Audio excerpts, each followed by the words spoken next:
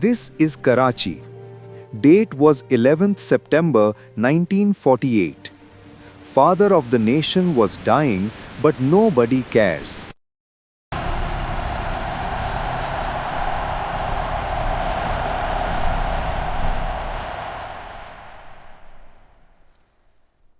Pakistan is a nation built on contradictions.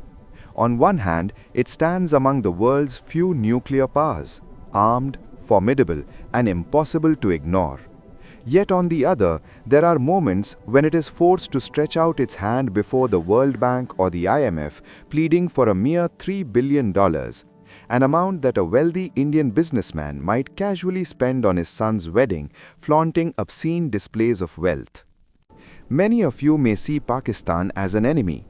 Some of you may even believe that friendship with it is possible in the future. But let me tell you one thing. Neither hostility nor friendship can ever be sustained if you don't know the truth about Pakistan. And truth, real truth, can never be tainted by bias. So today, we make an honest attempt to uncover Pakistan's reality. This is Samay, and you are watching the first episode of Pakistan's Story. In today's episode, we go back to that moment in time, that fateful day and the events that unfolded when Pakistan lost its father, when it lost Muhammad Ali Jinnah, the Quaid-e-Azam. There are thousands of things that can be said about Muhammad Ali Jinnah, some good, some bad, and some undeniably terrible. Many would argue that it was his stubborn resolve that led to the creation of Pakistan, and with partition came the bloodshed of millions.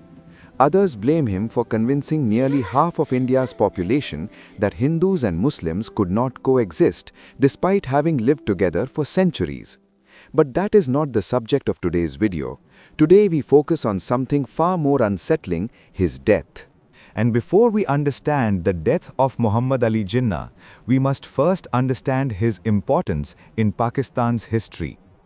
In fact, it can be summed up in a single line. Without Muhammad Ali Jinnah, Pakistan was simply impossible. So today, we will talk about that very nation, a nation that in the final moments of the man who gave it birth, treated him like a stranger, like someone who didn't belong. The story of Muhammad Ali Jinnah's death doesn't begin at the moment he died, it begins years before independence itself.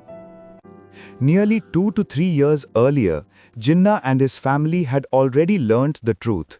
He was suffering from tuberculosis. And not just any stage, it had progressed to a point where recovery was no longer possible. In those days, a diagnosis of TB was almost a death sentence. There is also a conspiracy theory, one that whispers a chilling possibility. It claims that if the Indian National Congress had known that Jinnah's death was inevitable within a few years, they might have delayed independence altogether. They believed that without Jinnah, the very structure of the All India Muslim League would weaken and the demand for Pakistan would begin to collapse.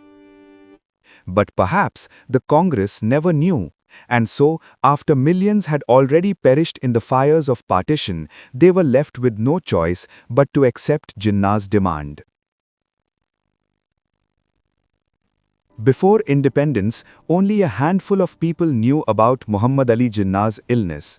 But after independence, the truth spread across Pakistan. On doctors' advice, Jinnah moved with his sister to a quiet rest house near Quetta. For a brief moment, it seemed like his health was improving, but it was only temporary.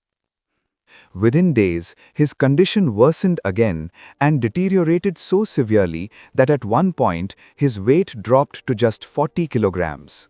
During his stay in Quetta, a deeply significant moment unfolded, one that Fatima Jinnah later wrote about in her book. She recalls that Liaquat Ali Khan came to visit Jinnah. After their meeting ended and Liaquat Ali Khan left, Jinnah called his sister closer and asked her, "Why do you think he came?" Before she could respond, Jinnah answered his own question. "He came to see how many days I have left." In that moment, it became painfully clear Jinnah himself had begun to realize what was unfolding around him. That after his departure, the battle for power had already begun. Or perhaps that some were simply waiting for him to die so they could take complete control of Pakistan. When Muhammad Ali Jinnah's condition worsened beyond control, it was decided that he would be taken to Karachi so he could remain under proper medical care. But what happened next reveals a harsh, uncomfortable truth about how a nation treated the man who gave it life. As soon as Jinnah's plane landed in Karachi, a single car and one ambulance arrived to receive him, accompanied by just a military secretary. That was it. For the president of the country, for the father of the nation, this was the extent of respect shown. No senior leaders, no top officials. Perhaps they were all too busy with more important matters. Jinnah was in a critical state, so he was laid inside the ambulance. But after moving just a short distance, the ambulance broke down. Remember, only one ambulance had been sent for the father of the nation.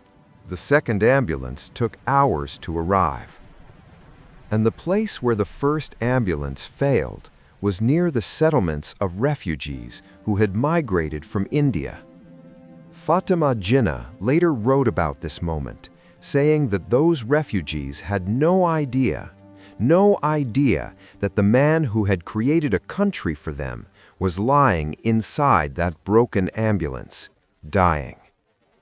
Now, in my view, Fatima Jinnah was far ahead of her time, but on this particular point, I cannot fully agree.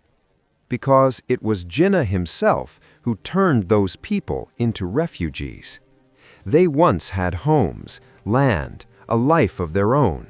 And now, in a newly created nation, they were reduced to nothing more than displaced souls. Eventually, after what felt like an eternity, another ambulance arrived, and Muhammad Ali Jinnah was taken to the Governor General's house. And there, around midnight, he took his final breath. Pakistan had lost its father. Some believe his death was the result of sheer government negligence, but others argue something far more disturbing, that this negligence wasn't accidental, it was allowed to happen. Because perhaps for certain people in Pakistan, true power could only begin once Muhammad Ali Jinnah was no longer in this world. Who were those people? What power am I talking about? We'll uncover that in the next episode.